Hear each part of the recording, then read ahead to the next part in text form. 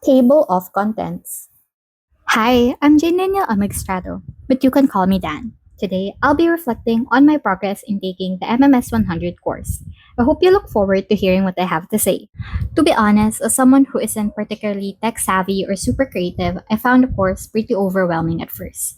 The terminologies in the modules were definitely one of the biggest challenges I faced, but after a while, I got the hang of it. I ended up developing a routine where I read the module first, share my thoughts in the discussion forum, and then create my notes as soon as possible. This helps me organize my thoughts and the key takeaways for each week. Discuss specific concepts or skills you've gained. Here are a few specific concepts and takeaways from the modules we've covered so far. Module 1, Defining Multimedia. Before reading the module, I always thought that multimedia was just a combination of different modalities, like text, images, and audio. But it turns out it's so much more than that. The module really emphasizes that multimedia is a medium used to carry information, something I hadn't considered before. Module 4, Technical Foundations of Digital Text. As I mentioned, I'm not very creative and I'm definitely not great at drawing. But I do enjoy creating digital outputs like PowerPoints and infographics. In this module, I was surprised at how much I could learn about terms I thought I already knew. One thing that stood out was the difference between kerning and tracking.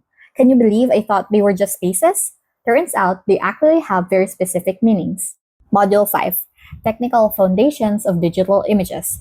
I was honestly amazed at how computers store images. It's crazy to think that images we save on our computers start as letters, then turn into numbers, and eventually become ones and zeros. This really blew my mind when I was reading about it. Module 7, Technical Foundations of Digital Video. In this module, I was shocked to learn how interlace and progressive scans differ. While progressive scan shows the whole image in one frame, interlace scan splits the image into lines that are alternatively shown on screen.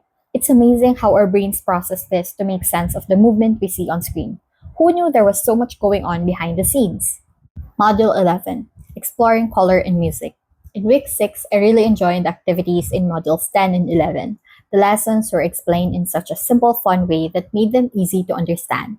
I love learning how colors can reflect different emotions in viewers. Every color sends a message, and how sound sets the tone and mood of a video. The video on color theory was especially helpful because it explained everything in such an easy to digest way. I'm definitely more aware now of how color and sound work together. As I mentioned earlier, the unfamiliar terminologies were a big challenge for me.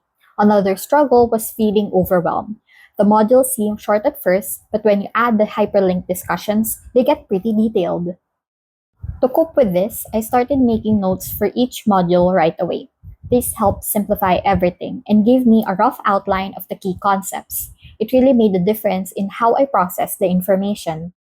Honestly, it's hard to remember every single detail from each module, but I've learned that some concepts stick with me, especially the ones that explain complex ideas in simple terms.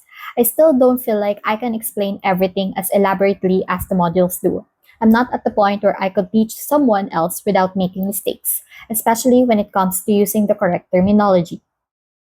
What I really hope to learn more about is the deeper technical foundations of multimedia. I want to explore different styles I can use for my future academic outputs. Even though I'm not as creative or tech savvy as I'd like to be, I'm excited to explore more and maybe surprise myself with what I can create.